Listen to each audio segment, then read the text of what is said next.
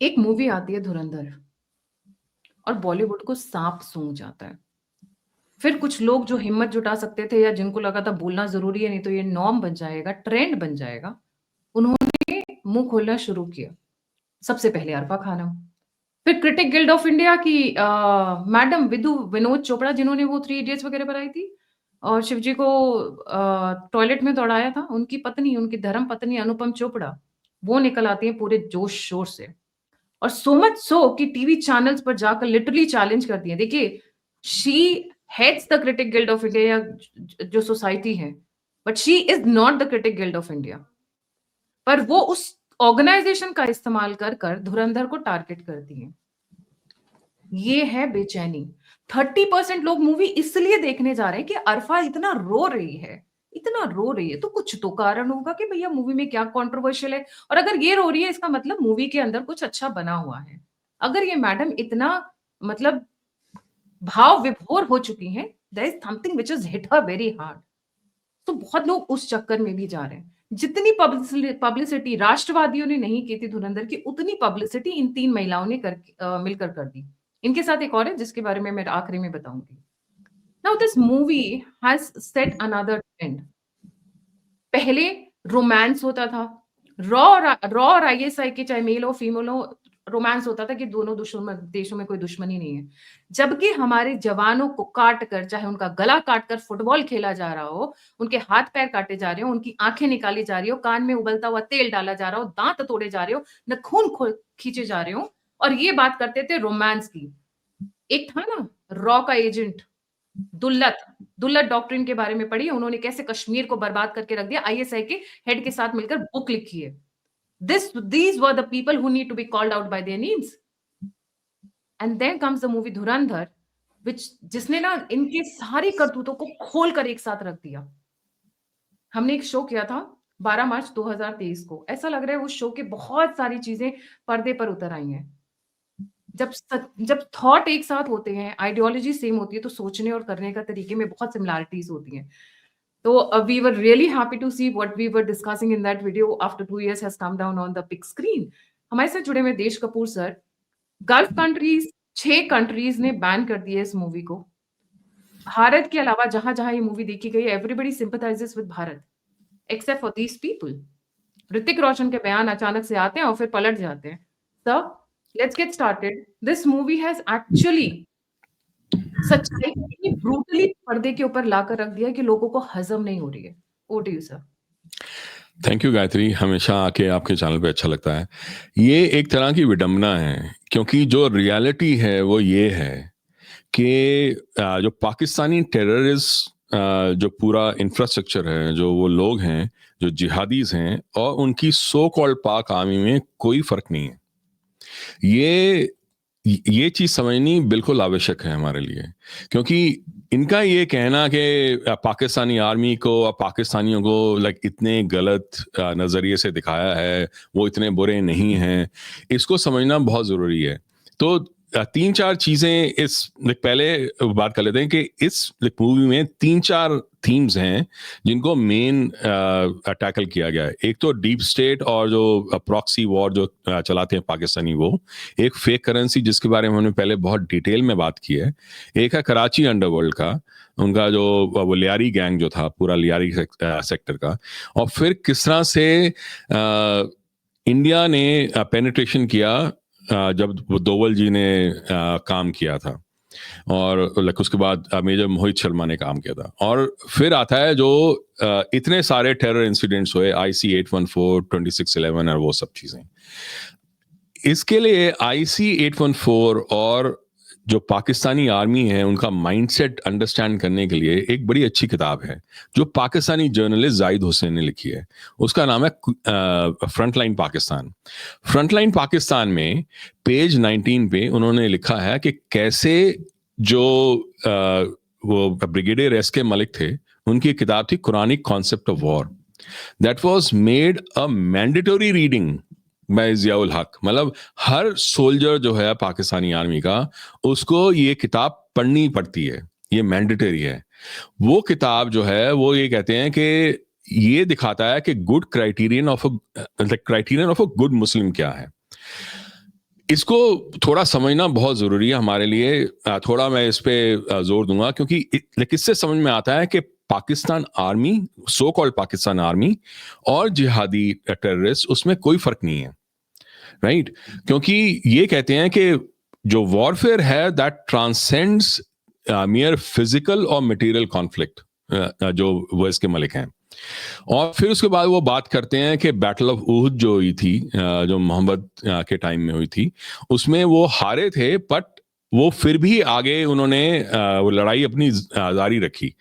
तो वो there is a like उस समय मदीना में थे और वो मक्कन कुरैश थे, उनके साथ वो लड़ाई कर रहे थे, और उसको उन्होंने कैसे इंटरप्रेट किया है वो जानना जरूरी है। क्योंकि आइडिया ऑफ डिफीट जो इनके लिए, वो ये नहीं है कि हम एक बैटल फील्ड में हार गए। आइडिया ये है कि अभी भी हमारा जज्बा बाकी है। तो आपने सुना होगा ना, ये पाकिस्तानी हमेशा कहते हैं हमारा जज्बा है, जज्बा है, जज्बा है। वो जज्बा इसलिए कहते हैं क्योंकि उनके लिए हार या जीत जो है, एक वॉर में 1971 में हुआ, कारगिल में हुआ, 1965 में हुआ, वो इतना इंपॉर्टेंट नहीं है। उनका जज्बा टू हिट द काफिर्स, टू हिट इंडिया, वो कायम है। That is their victory. Okay, so victory is not a battlefield का एक framework, it is a persistence, वो जज्बा जो वो कहते हैं। टोटल वॉर जो है दैट गोज बियॉन्ड काइनेटिक्स, मतलब जो हम कहते हैं काइनेटिक वॉर, उनकी जो टोटल वॉर है ना, Quranic concept of total war, that goes beyond the mayor kinetics, जैसे एक्चुअल बैटलफील्ड में जो होता है। तो उसके बाद जो है ना, परपेचुअल कॉन्फ्लिक्ट जो है, हमेशा के लिए चलता रहने वाला जो कॉन्फ्लिक्ट है, वो उनकी एक स्ट्रेटेजी है। वो ऐसा नहीं है कि वो गलती से हो रहा है। हर दम, हर मिनट, हर घंटा वो भारत के बारे में सोचते रहते हैं और कैसे अटैक करना है वो सोचते रहते हैं। अभी 2 दिन पहले और एक बोट पकड़ी गई है विद गन्स एंड पीपल, वो वहाँ करेबियन सी में पकड़ी गई है। वो एक और 2611 की कोशिश कर रहे थे, लेकिन अभी 2 दिन पहले की बात है। तो वो चीजें कभी उनकी रुकती नहीं है, ना कभी रुकेंगी।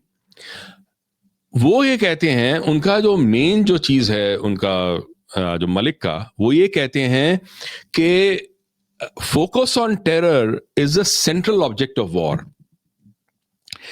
उनका ये कहते हैं कि we have to show our real power, we have to strike terror in the hearts of the enemy. So terror जो है वो बाय प्रोडक्ट नहीं है वॉर का, वो एंड इन इट सेल्फ है। मतलब कि विक्ट्री तब तक हम अचीव नहीं करेंगे जब तक एनिमी जो आर्मी है, जो भारत की जो आर्मी है, उसका जो आत्मा जो है, उसके अंदर हम डर और उसके जो फेथ है, लाइक उससे हटाने की बात ना कर दें हम।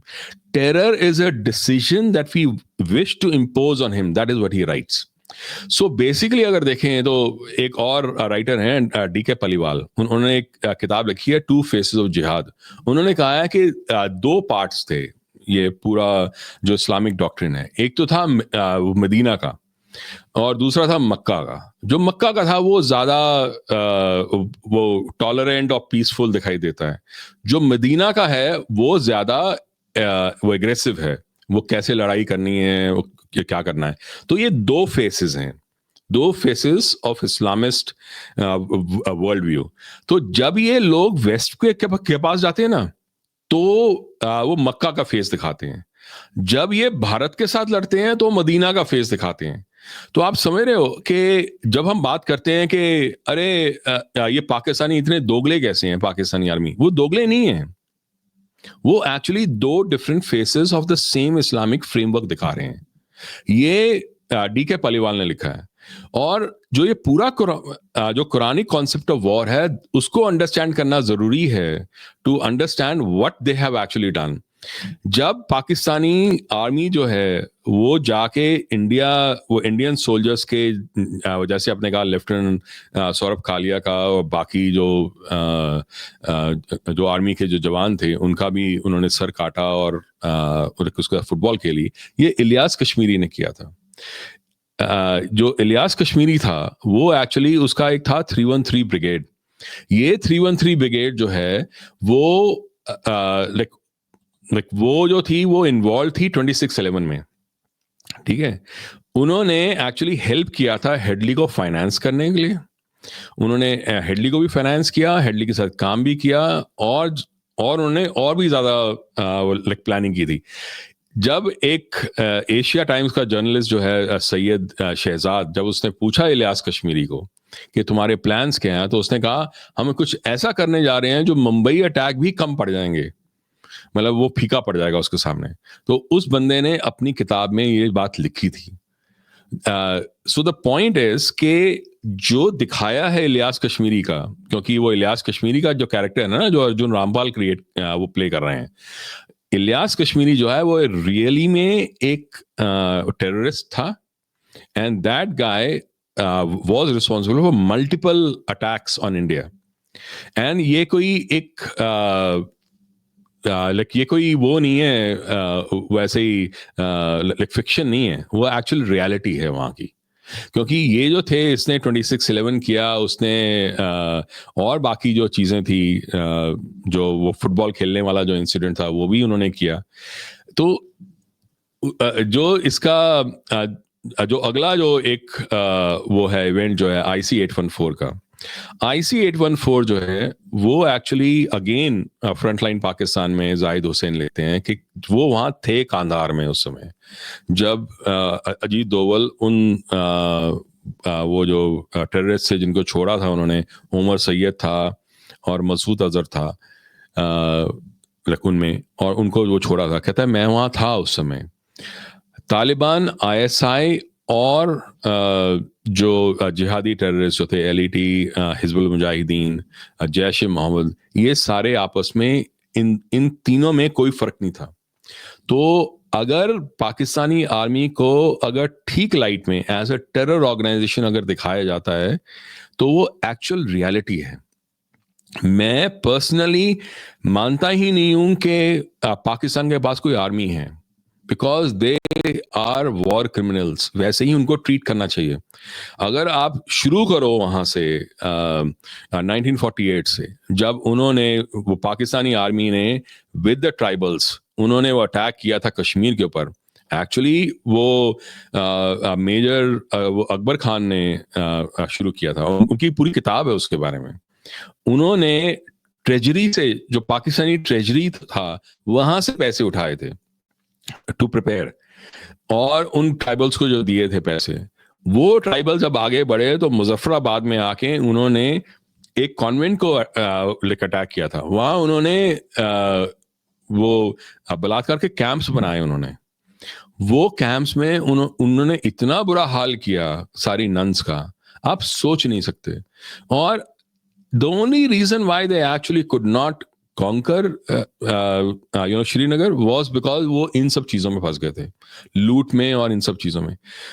वहां देखें और फिर 1971 में जाएं, जब उन्होंने फिर वैसे ही कैंप्स किए जिसमें 3 से 4 लाख औरतों को दिन में कम से कम 4-5 बार लाइक उनको वायलेट किया जाता था, तब तक जब तक वो वायलेट करने के काबिल ही ना रहे। ये जनरल टिक्का खान और बाकी लोग जो थे, एक एक उनका जो वो सोल्जर था वो इसमें इन्वॉल्व था। मैं ये कह रहा हूं कि इन लोगों ने जो चीज दिखाई है धुरंधर में, वो बहुत कम है। जो पाकिस्तानी आर्मी की जो माइंडसेट है ना, वो बहुत ज्यादा खतरनाक है, और उसको समझना, जब तक हम नहीं समझेंगे तब तक हम आगे बढ़ नहीं पाएंगे। Because they will not stop, because उनके दिमाग में बहुत क्लियर है कि वो ये चाहते हैं कि जब तक हम इंडिया को और अमेरिका को हरा नहीं देंगे, हराने का मतलब जब तक उनके दिल में जब तक टेरर नहीं डाल देंगे, तब तक हम रुकेंगे नहीं। मतलब मरते मरते भी वो लोग इस तरह से मरें कि आगे आने वाले टाइम में वो और आने वाले जो उनकी पीढ़ियां हमेशा याद रखें। तभी वो इंसान को मारने के बाद भी या उसके मारने से पहले उसको इतना टेरराइज करते हैं, जैसे लेफ्टिनेंट कालिया को किया था। और ये चीज बहुत पहले से चली आ रही है, ये अभी की नहीं है। अगर आप देखो मोहम्मद गोरी, मोहम्मद गजनी और वो सब लोगों ने जो कुछ भी किया, जिस तरह से हर एक बॉडी को एक अपने वो हिंदुओं की, वो जिस हिंदू राजा जो थे उसको इस तरह से डेसिक्रेट किया, औरतों को डेसिक्रेट किया, वो और सती की प्रथा इसलिए शुरू हुई थी। जब पार्टीशन जब हुआ, जब औरतों ने छलांग मारी कुओं में, वो मारी इसलिए थी क्योंकि उनके पास कोई ऑप्शन नहीं थी। मरने के बाद भी उनको ये नहीं पता था कि उनकी बॉडी का क्या हाल करेंगे ये लोग। ये रियलिटी है, ये मैं नहीं कह रहा, ये कुरानिक कॉन्सेप्ट ऑफ वॉर में है। तो मैं ये कह रहा हूं कि हमें ये सब चीजें जानना बहुत जरूरी है कि जब हमारे ही अपने जर्नलिस्ट, सो कॉल्ड जर्नलिस्ट और सो कॉल्ड मूवी क्रिटिक्स, जब दूसरों को जो हैवान से भी बदतर हैं, जब उनको एक अच्छे इंसान बनाने की बात करते हैं, तो वो खुद बिके हुए हैं। उनसे ज्यादा घटिया और कोई इंसान हो नहीं सकता, बिकॉज वो उन लोगों को शय दे रहे हैं जो इंसान कहलाने लायक ही नहीं है। आप सोचो, जो 1971 वॉर में हुआ, जिस तरह से उन औरतों को उन कैंप्स में वायलेट किया गया, आप इमेजिन नहीं कर सकते, आप इमेजिन नहीं कर सकते। उनकी कहानियां पढ़ो, वो मैं नहीं लिख रहा, आप गार्जियन में पढ़ो, आप वो किताबों में पढ़ो, लाइक उन्होंने क्या हाल किया था। और ये उनका ऑफिशियल स्ट्रैटेजी थी। ये जो वो लेफ्टिनेंट कालिया के साथ किया, वो एक उनकी ऑफिशियल स्ट्रैटेजी थी। उन्होंने जिस तरह से भारत में इन्फिल्ट्रेट किया था पहले, वो सोचने वाला है। जिस तरह से फेक करेंसी नोट्स की हमने बात की थी ना, मैं ये हमेशा सोचता था कि 2008 के पाकिस्तान में और 2018 या 2024 के पाकिस्तान में फर्क क्या है।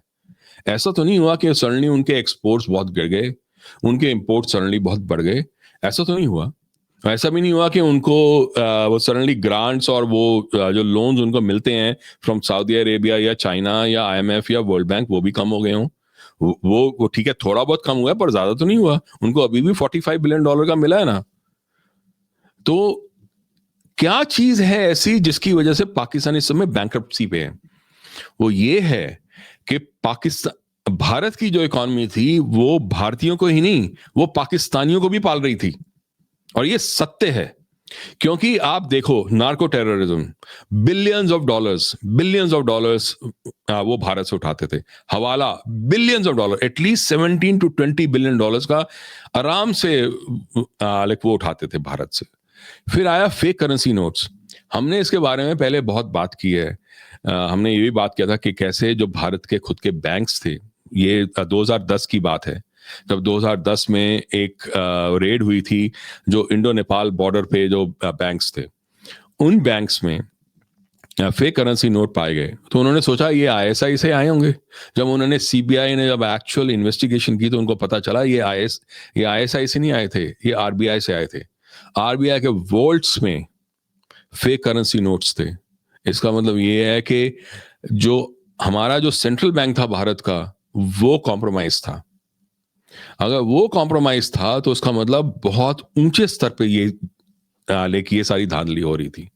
और एक कमाल की बात ये थी कि डेलारू जो है, जिससे भारत अपना करेंसी के पेपर उठाता था, उसका जॉइंट वेंचर था पाकिस्तान सेंट्रल बैंक, जो स्टेट बैंक ऑफ पाकिस्तान है, उसके साथ सिंस 1950।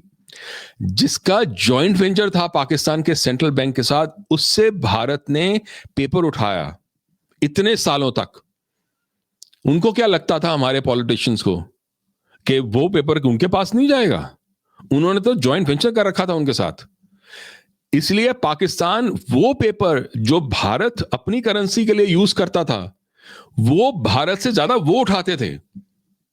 Same paper. एक रेड हुई थी जिसमें फेक करेंसी नोट मिले। हमारे इंडियन जो लेबोरेटरी थी, जब उसने टेस्ट किया, उसको लगा कि ये तो फेक करेंसी नोट नहीं है, ये तो रियल है। जो उसको बाहर भेजा गया तो पता चला कि 18 में से जो 17 जो फीचर्स थे वो एक्चुअली उन्होंने मैच कर लिए थे। 18वां मैच नहीं किया इसलिए क्योंकि लाइक उनको लगा कोई हमें पकड़ेगा कैसे। वो एरोगेंस की वजह से किया, नॉट बिकॉज वो कर नहीं सकते थे। उनके पास साथ वो था सब कुछ, सारे फीचर्स उनको दे चुके थे हमारे भारतीय लोग। हमारे जो जो एलीट है, जो पॉलिटिशियंस हैं, जो हमारे ब्यूरोक्रेसी है, उन्होंने वो सारे फीचर्स उनको दे दिए थे। उनके साथ उन्होंने हमारे आरबीआई के अंदर लाइक वो फेक करेंसी नोट डाले। जब डीमोनेटाइजेशन हुई, जब 8 बजे जब उन्होंने स्पीच दी मोदी जी ने, तो आरबीआई लाइक उस समय एक वो मीटिंग कर रहा था। उनको नहीं पता था कि ये वाली स्पीच आने वाली है। तो सबने पूछा कि आरबीआई को इतने लाइक उसमें क्यों रखा गया, कि उनको पता ही नहीं चला। वो इसलिए क्योंकि आरबीआई खुद मिला हुआ था पाकिस्तानियों के साथ। That is the level eight which Raghuram Rajan was the head of RBI at that point of time, if I remember correctly. हाँ, तो सी रघुराम राजन इतने साल वो रहा, उसने कभी कुछ बोला? क्यों नहीं बोला? क्या उसको नहीं पता था कि क्या हो रहा है? उसको नहीं पता था कि सीबीआई की रिपोर्ट क्या आई थी? उसको नहीं पता था कि एनपीएस क्या थे भारत के बैंक्स के? उन्होंने उनकी वो जो जुबान थी वो बाद में आके खुली, पहले नहीं खुली थी कभी। उसके बाद भी उन्होंने जो कुछ भी बातें की, मेरे को किसी ने कभी एक बार बोला था, जो एक्चुअली उनके स्टूडेंट थे यूनिवर्सिटी ऑफ शिकागो से, कि वो इतने बड़े इकोनॉमिस्ट हैं और इतने समझदार हैं, इतने नॉलेजेबल हैं। तो मैंने उनको ये कहा था, मैंने कहा कि वॉरेन बफेट ने एक बड़ी अच्छी बात बोली थी। जो वॉरेन बफेट जो वो इन्वेस्टर जो हैं, जो like one of the legendary investors, उन्होंने कहा था कि if you have integrity nothing else matters, if you do not have integrity nothing else matters. जब तुम्हारे अंदर इंटेग्रिटी है ही नहीं, तो आप चाहे अनुपमा चोपड़ा हो, चाहे रघुराम राजन हो, चाहे राहुल गांधी हो, आप हमेशा बिके के बिके रहोगे। वो शेर है ना कि कैसे बाजार का दस्तूर तुम्हें समझाऊं कि बिक गया जो वो खरीदार कभी नहीं हो सकता। तो ये लोग जो हैं, ये सारे के सारे बिके हुए हैं।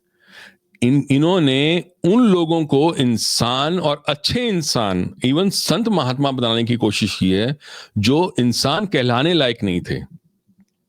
ये अगर हम IC 814 का पूरा वो किस्सा देखें, इनफैक्ट जो स्पीच वो कह रहे थे अजीत डोवल, जो लाइक इसमें लाइक मूवी में दिखाई गई है, माधवन जो करते हैं, वो एक्चुअली अजीत डोवल ने कहा था उनको, जो पैसेंजर्स थे। उन्होंने बहुत कोशिश की कि काश जो इंडियन एस्टैब्लिशमेंट है वो उस प्लेन को आगे ना जाने देती और नेगोशिएट ना करती। उनको सिर्फ 2 या 3 दिन चाहिए थे वापस लाने के लिए। हमारे अपने भारतीय लोग उस समय घेराव बना के बैठ गए जगह जगह। उन्होंने जो उनके जो वो रिलेटिव्स थे जो वहां बैठे होते उस प्लेन में IC 814 के, उन्होंने इतना प्रेशर डाला कि हमारे लोगों को वापस लेके आओ, आपको वो छोड़ना तो वो छोड़ दो उनको।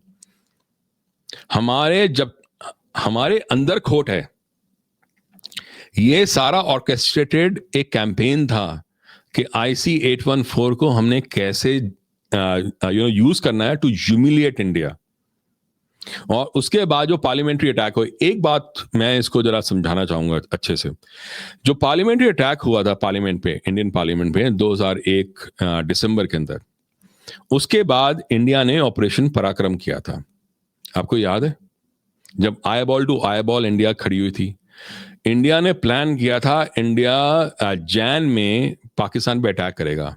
पहले टोनी ब्लेयर आते हैं भारत, फिर LK अडवाणी जाते हैं US, उनको वहां बुलाया जाता है, क्योंकि ये सारी शक्तियां जो थी वो पाकिस्तान पर अटैक होने को रोकने चाहती थी। जब वो उनसे नहीं हो पा रहा था, तब गोधरा का वो ट्रेन बर्निंग इंसिडेंट हुआ था फरवरी ऑफ 2002 में। जो गोधरा का जो ट्रेन बर्निंग इंसिडेंट था वो आइसोलेटेड या रैंडम नहीं था। That was part and parcel of the Indian parliament पे जो अटैक हुआ था। वो पूरा टेररिस्ट जो था जो उनका फ्रेमवर्क था।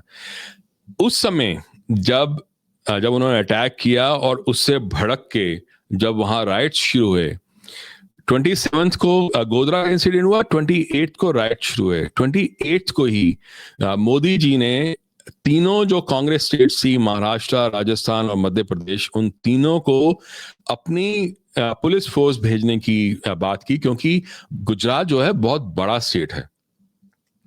अगर गुजरात को अगर देखा जाए, टेक्सास और कैलिफोर्निया, दो स्टेट्स जो हैं यूएस के, उन दोनों की जो पॉपुलेशन है उससे ज्यादा पॉपुलेशन एक गुजरात में है। वो इतना बड़ा स्टेट है। तो उन्होंने जब तीनों से बात की, सिवाय महाराष्ट्र के एक सीआरपीएफ के बटालियन की, और कुछ नहीं भेजा गया। जब उन्होंने आर्मी की बात की, आर्मी भेजी नहीं जा सकती थी, क्योंकि आर्मी जो थी सारी की सारी ऑपरेशन पराक्रम में वो इन्वॉल्व थी।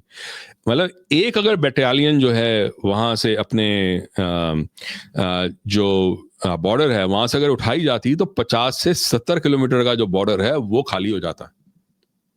तो अल्टीमेटली उन्होंने 2 बटालियन भेजी, पर वो तब तक बहुत देर हो चुकी थी। जब तक उन्होंने वो जब तक वो वापस गए, वो सारा वो पीस करके, जब सब शांति हो गई वहां गुजरात में, जब मई में वो वापस गए, तब तक बहुत देर हो चुकी थी। इसलिए ऑपरेशन पराक्रम को स्थगित करना पड़ा और खत्म करना पड़ा। जब ऑपरेशन पराक्रम मई में खत्म हुआ, मई 14 को कलुचक में पाकिस्तानी टेररिस्ट ने फिर अटैक किया, और फिर उन्होंने सिर्फ जवानों को ही नहीं मारा, 22 औरतों और उनके बच्चों को भी मारा, उनकी वाइफ्स और उनके बच्चों को उन्होंने मारा। तो जब हम उरी की बात करते हैं ना, कि उरी के बाद इंडिया ने उनके ऊपर अटैक किया और बालाकोट के बाद उन्होंने अटैक किया, मोदी जी को अच्छे से याद होगा कि कलुचक में क्या हुआ था और क्यों हुआ था, और उसके पीछे का पूरा प्रिटेक्स्ट था, जो कॉन्टेक्स्ट था वो क्या था। इसलिए उरी के बाद जो वो स्ट्रेटेजिक जो सर्जिकल स्ट्राइक हुई और बालाकोट के बाद जो अटैक हुआ, वो सिर्फ उरी और बालाकोट का उरी और पुलवामा का ही नहीं लेना था बदला, वो बदला कलुचक का भी लेना था। तो उनकी जो मानसिकता है, जो सो कॉल्ड पाकिस्तानी आर्मी है, जो वॉर क्रिमिनल्स हैं, उनकी जो मानसिकता है वो दर्शाई जा सकती है कि किस तरह से वो जो सोल्जर्स हैं उनकी वाइफ्स और उनके बच्चों तक नहीं छोड़ते। तो जब ये लोग जब बात करते हैं ना कि ये प्रोपेगेंडा मूवी है, सॉरी, ये प्रोपेगेंडा मूवी नहीं है, ये एक्चुअल रियलिटी को भी एक्चुअली उन्होंने कम करके दिखाया है। थोड़ा और दिखाना चाहिए था, क्योंकि वो लोग किसी काम के नहीं है।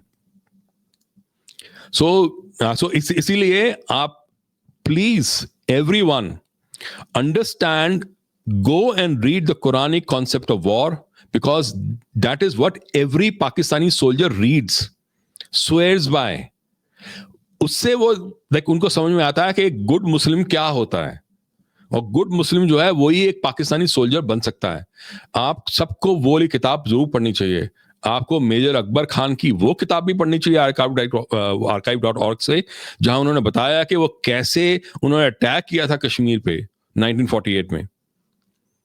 जब तक और वो जाहिद हुसैन की जो फ्रंटलाइन पाकिस्तान है, आपको वो भी पढ़नी चाहिए, because that will tell you exactly what happened, how ISI, Taliban और जो जिहादी थे वो एक साथ मिलकर कैसे काम करते थे। आज अलग बात है कि उनके नाक के नीचे से तालिबान को हटा के भारत ने उनके साथ दोस्ती कर ली है, क्योंकि हर इंसान को प्रैक्टिकल होना पड़ता है, वो करना भी जरूरी था। आज वही तालिबान उनको नाको चने चबा रहा है, ये भी करना बहुत जरूरी था। तो हमें एक एक चीज की डिटेल समझनी पड़ेगी। इनका प्रोपेगेंडा जो है, ये अनुपमा चोपड़ा और बाकी लोग जो हैं, उनका प्रोपेगेंडा को समझने के लिए, ये ध्रुव राठी, ये अनुपमा चोपड़ा, अरफा खानम, ये सबके सब एक्चुअली उन्होंने अपनी आत्माओं को बेच दिया है, क्योंकि वो उन लोगों को इंसान बनाने की कोशिश कर रहे हैं और संत बनाने की कोशिश कर रहे हैं जो इंसान कहलाने लायक नहीं है।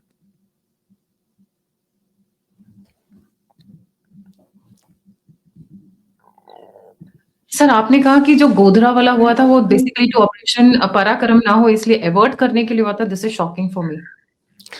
And आप planning was from आप वो देखो ना, आप सीक्वेंस देखो, बिकॉज एक्चुअली जब eyeball to eyeball थी लाइक इंडियन फोर्सेस, उस समय जब वो रोकने की उन्होंने पूरी कोशिश की, अब वो नहीं रोक पा रहे थे बिकॉज इंडिया हटने वाला नहीं था उस समय। ये जैन 14th 2002 को एक्चुअली उन्होंने प्लान किया था कि वो अटैक करेंगे पाकिस्तान पे, पर किस तरह से उस समय उसको पोस्टपोन कर दिया गया था। जब उन्होंने पोस्टपोन किया, पर उन्होंने स्थगित जरूर किया, उन्होंने खत्म नहीं किया था ऑपरेशन। तब इन्होंने ये वाला प्लान किया, ये पूरा गोधरा अटैक जब हुआ, क्योंकि ऐसा अटैक करोगे आप जहां पर ये, अगेन मैं नहीं कह रहा, ये जो एक्चुअली जो क्रिश्चियन ऑफिसर थे, जो पुलिस ऑफिसर जिन्होंने पूरी इन्वेस्टिगेशन की, नोएल परमार, ये उनका कहना है, उन्होंने हर चीज को अच्छे से डॉक्यूमेंट किया है कि कैसे जो मुस्लिम्स थे of Godhra, they got together, और कितना सारा पेट्रोल उन्होंने इकट्ठा किया, रात को उन्होंने रखा, और अगले दिन जाके 27 को उन्होंने S6 और S7 बोगीज के अंदर जाके ये देखिए सारे कारनामे किए। उन्होंने बाहर से पथराव किया कि ताकि वो कोई बाहर आ ना सके। उन्होंने जब उनको जब पूरी तरह से जल गए, तो उन्होंने एक कहानी गढ़ी कि ये किसी कोई तो थी वो संबानो, लाइक उसको उठा के ये लोग ले गए थे, कार सेवक, और इसी वजह से उन्होंने अटैक किया था। ये सब कहानी थी। ये अगेन नोएल परमार के जो इन्वेस्टिगेशन, जो डॉक्यूमेंटेशन है, उसमें क्लियरली मेंशन था, जो SIT रिपोर्ट थी।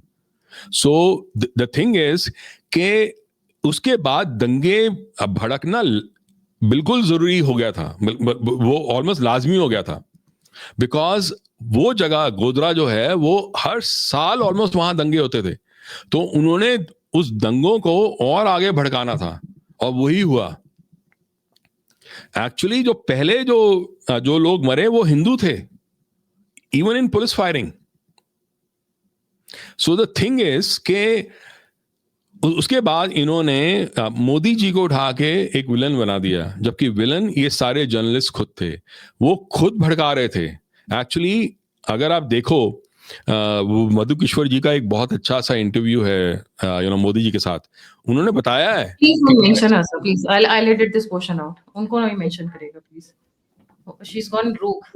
मैं ही हटा दूंगी part. हाँ, I know, but I'm just saying, तो वो मोदी जी का एक्चुअली एक इंटरव्यू है जिसमें उन्होंने बात की है कि कैसे ये जर्नलिस्ट जो हैं, राजदीप सरदेसाई और बरखा दत्त, ये कैसे जगह जगह जाके बता रहे थे कि ये अटैक्स यहाँ हो रहे हैं, और लाइक वो पूरा वो इंफॉर्मेशन दे रहे थे ताकि और भीड़ को भड़काया जाए। उन्होंने, बल्कि मोदी जी ने उनको कहा, आप प्लीज ये काम मत कीजिए, क्योंकि मेरे पास इतनी पुलिस फोर्स नहीं है कि मैं हर जगह उठा के उसको तैनात कर सकूं। पर उनका उद्देश्य एक था कि वहां दंगे भड़कें, बिकॉज वो अगर होगा तो आर्मी को बुलाया जाएगा वहां पर, और जैसे आर्मी को बुलाया जाएगा वैसे ऑपरेशन पराक्रम खत्म हो जाएगा। This was, in my view, of understanding of the reality of that situation. This is my view, because इसके अलावा और कोई वो एक्सप्लेनेशन है नहीं उसकी। और ये ऑपरेशन पराक्रम और 2002 के गुजरात राइट्स, वो आपस में लिंक्ड हैं, जो कोई बात नहीं करता। क्योंकि सच्चाई सामने लाकर रख दी, और जैसा कि आपने कहा एक बहुत ही अच्छे शेर में, कैसे बाजार का दस्तूर तुम्हें समझाऊं, जो बिक गया है वो खरीदार कैसे होगा। सही बात है, स्पेशली अबाउट दिस। तभी कहा जाता है इन्हें कराची वुड, इन्हें बॉलीवुड के नाम से कम, and Dubai wood, Dawood wood, शायद तभी इन लोगों का नामकरण किया गया। I think it's for the same reason, क्योंकि पैसा वहां से आता है। बहुत सारी ऐसे सोशल मीडिया पे पोस्ट आई हुई है जहां पे लिखा हुआ है कि Deepika Padukone went to JNU because she got money from Dawood. हाँ, 5 करोड़ मिलते हैं उनको। छपाक मूवी दाऊद को के नाम मिले हो, कम से कम पूरा जो इनका तंत्र है, लाइक उसी से आए थे ना। दिस इज ऑल लिंक्ड, मतलब ये पूरा जो तंत्र है आपस में लिंक्ड है। ये जो भी ये काम होते हैं पीछे के, वो ऐसे रैंडमली नहीं होते। उनको समझना बहुत जरूरी है कि अल्टीमेटली अगर वो कोई एक्शन ले रहा है तो वो क्यों ले रहा है, और उनका जो उद्देश्य है देखो, आपको लगता होगा आपने 1971 वॉर जो है आपने एक बार जीत ली, 93,000 वो जो प्रिजनर्स वॉर थे उनके आपने ले लिए, उनको आपने वापस भी कर दिया, आप बहुत महान हो गए और वो ह्यूमिलिएट हो गए। वो ह्यूमिलिएट नहीं हुए, उनकी नज़र में वो ह्यूमिलिएट नहीं हुए, क्योंकि उनका जज्बा अभी भी कायम है। जब तक उनका जज्बा जो है ना हँस रहे आपके होंगे अंदर सर, टेरर डालने का, वो खत्म नहीं होगा। वो तो हँस रहे होंगे कि कितनी बड़ी बेवकूफ कंट्री हाँ, है कि अपने चंद 100 हमारे कितने मुश्किल से 100 या 150 जवान थे कंपेयर टू 93,000, उन्होंने हमारे वाले वापस नहीं किए। किसी को नहीं पता कि वो कहाँ गए। आज तक उनकी फैमिली 54 क्वेश्चन पूछ रही थी। एक्चुअली, आपको मैं 54 बताऊं, डेड बॉडीज तक की मांग हाँ, की गई फैमिली से कि डेड बॉडी दे दो, और नहीं दिया इन्होंने है क्योंकि 93,000 दे दिए वापस। वो हाँ, हंस रहे होंगे हमारे ऊपर। क्योंकि जुल्फिकार अली भुट्टो का एक्चुअली में बयान था ये, उन्होंने लेटर लिखी थी कि यहाँ 50 से ज्यादा ऐसे लोग हैं जो रोज रात को बुरी तरह से रोते हैं जब उनको जेल में डाला गया था। वो कहते हैं ये वही थे जो भारत के जवान जो उन्होंने वो पकड़ के रखे थे 1971 से। उनको इतना टॉर्चर किया जाता था कि उनको मरने भी नहीं दिया जा रहा था और जीने भी नहीं देते थे। ये एक तरह का एक रियलिटी है जो हमें समझनी पड़ेगी। उनकी माइंडसेट जो है, मैं तभी कह रहा हूँ every one of the audience should go and read Quranic concept of war, because जब तक आप वो पढ़ोगे नहीं ना, आप ये समझ नहीं पाओगे कि Pakistani army, so called army, सोचती कैसे है। क्योंकि ये मैं नहीं कह रहा, ये जाहिद हुसैन खुद कह रहे हैं, जो पाकिस्तानी जर्नलिस्ट हैं, one of the top Pakistani journalist, कि उनकी मैंडेटरी रीडिंग क्या है। उनकी मैंडेटरी रीडिंग यही है हर एक पाकिस्तानी सोल्जर की। तो आपको अगर समझना है पाकिस्तान को, आपको ये समझना पड़ेगा कि उनका माइंडसेट बनता कहां से है और क्या बनता है। तब तक आप उनको समझ नहीं पाओगे।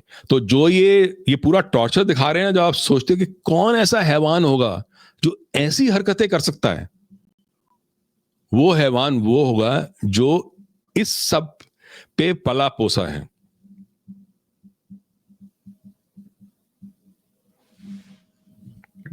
एंड फिर ये लोग कहते हैं अरफा खानम रोते रोते हुए एक येलो कलर की साड़ी में और ब्लैक कलर का ब्लाउज, एक तो पता नहीं कौन सा कॉन्ट्रास्ट पहनते हैं लोग, उसमें रोते रोते कहती हैं पेट्रियार्कल मूवी, टॉक्सिक मूवी, मैचो मैन मूवी।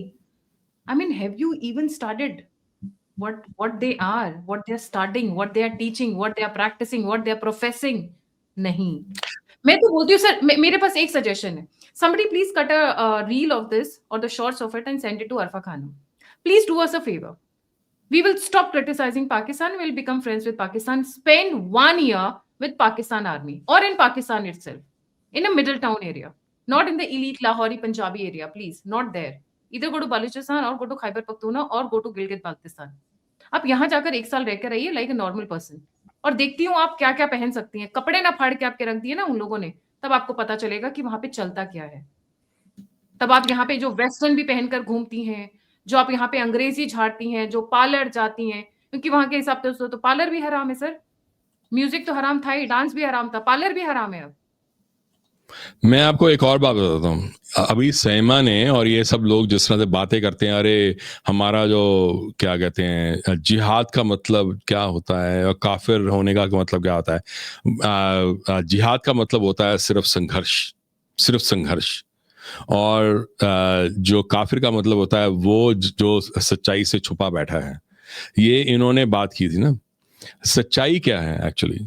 सच्चाई ये है कि ये अगर आप देखो, एक आरिफ मोहम्मद खान की इंटरव्यू थी विद अरफा खानम। उन्होंने बोला कि देवबंद जो है वो एक्चुअली ये कहता है कि जिहाद का मतलब होता है कि उनको वो इनवाइट करना, दावत देना, दीन हक की तरफ बुलाना, और जो ना माने उसके साथ लड़ाई करना, ये जिहाद का मतलब होता है। ये देवबंद जो दारुल उलूम है ना हमारे यूपी में, उसकी किताब में लिखा है ये वो बोलते हैं।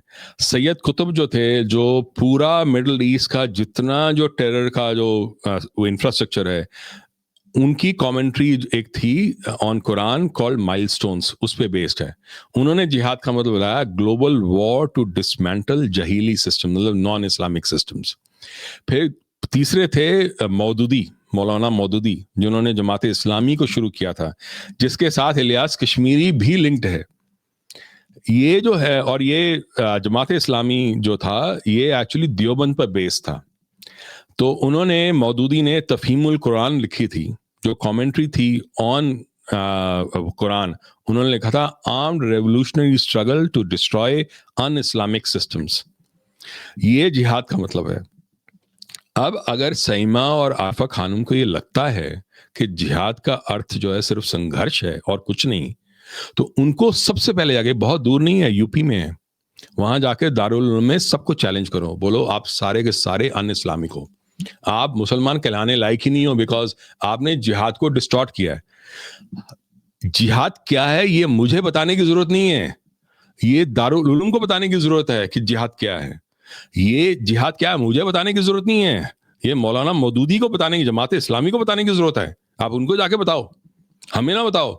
क्योंकि जो जिहादी हैं वो अरफा खानम और सईमा को पढ़ के नहीं आते मारने के लिए, वो मौदूदी को, कुतुब को, मदनी को, को वो पढ़ के आते हैं मारने के लिए, दारुल उलूम को। क्या तो मदरसा से पढ़कर आते हैं? मदरसा जो है मदरसा से पढ़ने जितने मदरसा हैं वो दारुल उलूम और वो मौदूदी की जो वो है जो कमेंट्रीज हैं वो पढ़ते हैं। सारे सारे जितने भी मदरसे हैं वो तफहीमुल कुरान पढ़ते हैं। वो सईमा के वीडियो नहीं देखते, वो अरफा खानम के वीडियो नहीं देखते, उनकी रील्स नहीं देखते इंस्टाग्राम की, उससे वो माने नहीं। उनके लिए जिहाद को एक्सप्लेन करना या डिफाइन करना अरफा खानम को और सईमा को, उनके लिए एक डिबेट होगा। हम हिंदुओं के लिए डिबेट नहीं है, लाइफ एंड डेथ है। ये हमें समझना पड़ेगा। कोई ये पूछने के लिए नहीं आएगा आपसे, अगर आपका नाम गायत्री है या देश है या कुछ राहुल है या आपका नाम अनुपमा चोपड़ा है या कुछ और है या राहुल गांधी, कोई ये पूछने के लिए नहीं आएगा कि आप सेकुलर थे या नहीं थे। आप जो भी हो, आपको मारने के लिए आएंगे। एक बड़ा अच्छा वो स्टोरी है जो मैं आपको बताता हूँ, सेठ कल्याण दास की। सेठ कल्याण दास जो थे वो मुल्तान के बहुत बड़े सेठ थे। उनका एक और घर था जो डेरा इस्माइल खान में था। वहां पर उन्होंने वो सबको दावतें देते थे। वो रास लीला करने के लिए वृंदावन से लोग भी आते थे। वहां के जितने मुसलमान थे वो सेठ कल्याण दास के पास जाते थे, खुद के अपने इश्यूज को रिजॉल्व कराने के लिए। वो उनकी इतनी उनका रुतबा था। जब मुल्तान में मार्च 5 को जब ये सारा जो वायलेंस शुरू हुआ इन 1947, तो उस समय एक मॉब उनके घर भी आया। उन्होंने कहा अरे आप जरा 2 मिनट वेट करो। उन्होंने अपने घर वालों को बोला मैं अभी नीचे आकर रिजॉल्व करके आता हूँ इनकी जो प्रॉब्लम्स हैं। वो नीचे गए, बाहर निकले, उनको पहले मारा गया, फिर उनको काट काट के उनके पीसेस वहां फेंके गए, फिर एक एक करके उनके एक एक घर वालों को और बच्चों को मारा गया।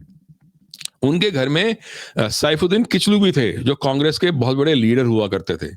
वो सैफुद्दीन किचलू जब बाहर आए तो उनकी पिटाई की गई। उनको पता चला, उनके कपड़े उतारे गए तो पता चला कि वो मुसलमान है। तो उन्होंने कहा हम मुसलमान को मार तो नहीं सकते पर वो खत्म तो नहीं कर सकते, उसको मार मार कर भगा दिया उनको। तो वो जो सेकुलर थे इस तरह के ये सेठ कल्याण दास की तरह, उनका जीवन 1 मिनट नहीं टिका उस मॉब के सामने, जो मुस्लिम लीग नेशनल गार्ड का जो मॉब था। आप सोचते हो आपका पैसा और आपकी सेकुलरिज्म आपको बचा लेगी? वो नहीं बचा पाएगी।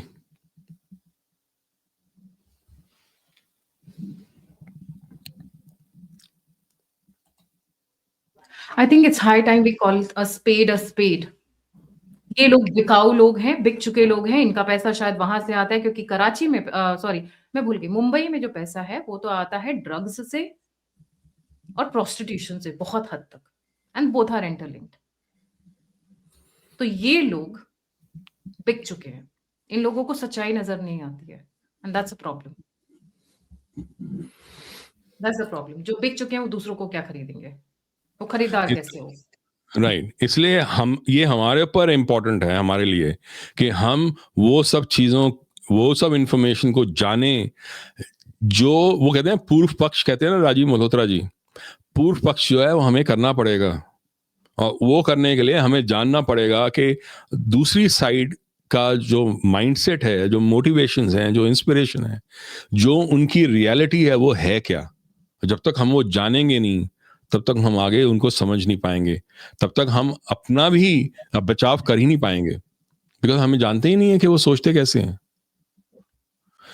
इसीलिए पाकिस्तानी सो कॉल्ड आर्मी को मैं आर्मी नहीं मानता, क्योंकि it is a disgrace on every uniformed soldier in the world for that kind of people to even be called military and army, because they are not. They are war criminals. उनके साथ वही सलूक होना चाहिए जो Nazi war criminals के साथ हुआ।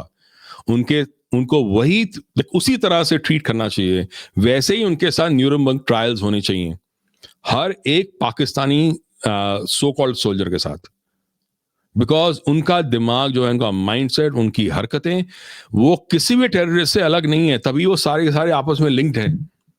अगेन जाहिद हुसैन ये कहते हैं, मैं नहीं कहता। जी, thank you so much sir for joining. जाने से पहले सभी व्यूअर्स से रिक्वेस्ट है, please don't forget to like, subscribe and share Drishtikon.com, a weekly magazine, but it's worth reading. A lot of details, lot of research, lot of facts and articles from history and linking it to the present. बहुत अच्छी I would say researched articles होते हैं उनके। And we have done some gold mine of videos. I think मैं एक दो और repeat करूंगी। खालिस्तान का एक वीडियो बहुत अच्छा था जो हमने सर कहाँ से ट्रेस किया था हमने, राजा महाराजा रंजीत रंजीत सिंह। राजा रंजीत सिंह से, एंड देन दिल मैं I am bad at names, Kohinoor तक। फिर उसके बाद में किस तरीके से MI6, the British spy intelligence agency, and till the end. अगर मेरे व्यूअर्स कमेंट बॉक्स में मैं कमेंट करेंगे कि I should release that video again, I release it again, but it's a gold mine again. We did some fantastic videos together, तो इसीलिए कह रही हूँ Drishtikon.com को फटाफट लाइक, सब्सक्राइब और शेयर करिए। क्योंकि वहां मैंने सारा का सारा ये इंफॉर्मेशन डिफरेंट न्यूज़लेटर्स में एक्चुअली डिटेल डाला हुआ है, डिटेल डाला हुआ है। और please don't forget to like, subscribe and share the alt neat media. अगर आप कंट्रीब्यूट करना चाहते हैं, मेरी सहायता और मदद करना चाहते हैं, प्लीज आगे आए, कंट्रीब्यूट करें, सपोर्ट करें। It's very difficult to run the channel all by yourself, all alone. Come forward and shoulder the responsibility will be. Number और यूपीआई स्क्रीन के ऊपर है। आप मेरे साथ फीडबैक शेयर करना चाहते हैं, इन्फॉर्मेशन शेयर करना चाहते हैं, मुझसे कनेक्ट करना चाहते हैं, तो सभी के सभी लिंक्स डिस्क्रिप्शन बॉक्स में। इसी के साथ जय हिंद, जय श्री राम, हर हर महादेव।